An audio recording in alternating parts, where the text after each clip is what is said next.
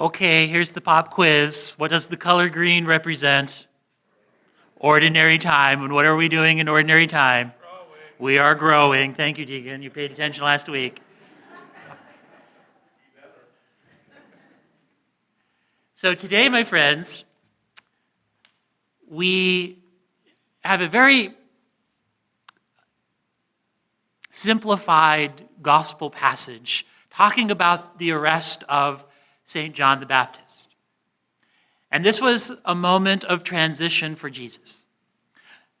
Before that point, Jesus, he had begun gathering his apostles, he begun preaching, but it was only on a part-time basis. As long as John continued preaching and baptizing, Jesus, he remained in the wings. But when John was arrested, that was the sign. The last prophet has been silenced, and the moment had come for Jesus, the Messiah, whom all the prophets had announced, now to take center stage. And so St. Matthew tells us when that moment came, Jesus, he moved to Capernaum, a more cosmopolitan city than his small town, hometown of Nazareth. And what does he do? He calls his first apostles, Peter, Andrew, James, and John. Now, Peter, Andrew, James, and John, they had all met Jesus before. They were still disciples of John the Baptist. They had spent time with Jesus. They had seen him perform the miracle at Cana, turning water into wine at a wedding feast. They had started to get to know him. And so the Gospel of John tells us that they had even come to believe that Jesus was the Messiah. But that's not enough for Jesus. Jesus has so much more to show them and so much more for them to do. And so, my friends, this gospel passage is actually a critical moment when he's ready to begin his full-time ministry. Jesus, he goes out to these fishermen as they ply their trade on the Sea of Galilee. He calls them by name and invites them to help build his kingdom. And so what can we take from this moment, my friends? Jesus doesn't do it alone, right?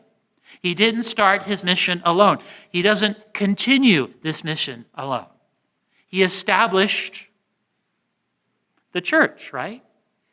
And he began his work of salvation with the help of these chosen apostles. And today he continues his work in the same way, calling normal fishermen, folks like you and me, to become apostles. Our job description suddenly got a little harder, huh? God's choice not to work alone teaches us a very important lesson about our human condition. Namely that we're dependent on God, but we're also very independent. So other parts of God's visible creation, they're only dependent. Inanimate objects, they're completely dependent on the laws of physics, chemistry. Plants and animals depend on the laws of biology. Animals depend further on what we call instinct. And all of these cases, dependence is total. Their behavior of those creatures is determined entirely by their creator. But we human beings, we are only partially dependent on the laws of physics, the chemistry, biology, instinct. Because God has given us something that he hasn't given any other visible creature. And what is that? A spiritual soul. So in the first place, this means that we are self-aware. We have the ability to reflect on the reality we experience. Only humanity writes in diaries, right? And because we have this self-awareness, we also have a large degree of self-determination. And we call this what? Free will, right? So this is where our independence comes in. Birds fly south by instinct automatically, but human beings, we reflect on instinctual impulses. We feel, we can choose how to react, we can follow something, we can reject something, we can channel something.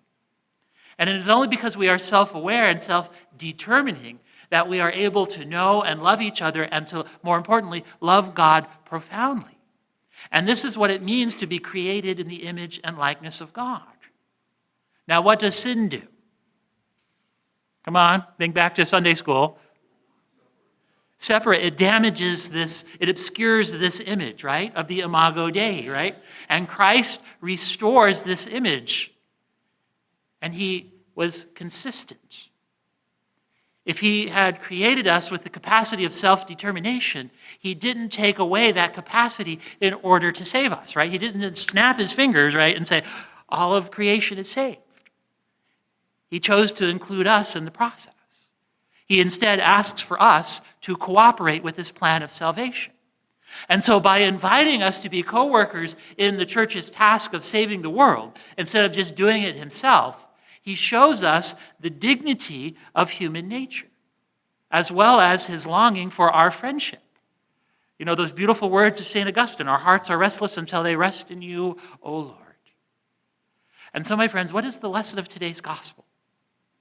Jesus doesn't work alone. He calls us to work with him. And we respond to this calling by following the commandments, by listening to the teachings of the church. We respond by keeping our prayer life in good shape, by embracing the sacraments. We respond for looking for opportunities to draw others closer to Christ through courageous and respectful words, through tireless examples of humility and faith and selfless concern for our neighbor. And yes, that means the other political party that you're in, right? They are our neighbor. Or sports team even, right? You know, whatever causes that division, right? You know, this unites us more and more than anything that can separate us. And the Holy Spirit sends us each day these inspirations that almost always lead us out of our comfort zone for the sake of our neighbors. And so when Jesus calls, we must respond. We have to leave behind that boat we love and those nets that we depend on. And it is not always easy to respond to Christ's call. He likes to push us out of our comfort zone. Life is hard. And when he asks more of us, our first reaction is usually to do what? Run, right? To hesitate, right? Even to rebel, right? That's when we have to remember why Jesus keeps calling us. Why does he keep calling us? Because he loves us. He desires to be in relationship with us. He wants to be with us. It's because that he knows that only he can fill our hearts with the true meaning and purpose that we were created and yearn for. And Jesus, he doesn't call us for selfish reasons. Jesus can't be selfish. He calls us for our own sake. And when we respond, he's always right there at our side. And my friends, he will remind us of this today during this Mass. It is only because he has called us to be his followers that we will have this remarkable opportunity to receive God himself in Holy Communion. Body, blood, soul, divinity. And when we do, let's thank him for not giving up on us. Let's continue to answer that call. Let's continue to leave our nets, our boats behind. And let's promise him that this week we will listen with that little extra bit of attention when he calls us out of our comfort zone.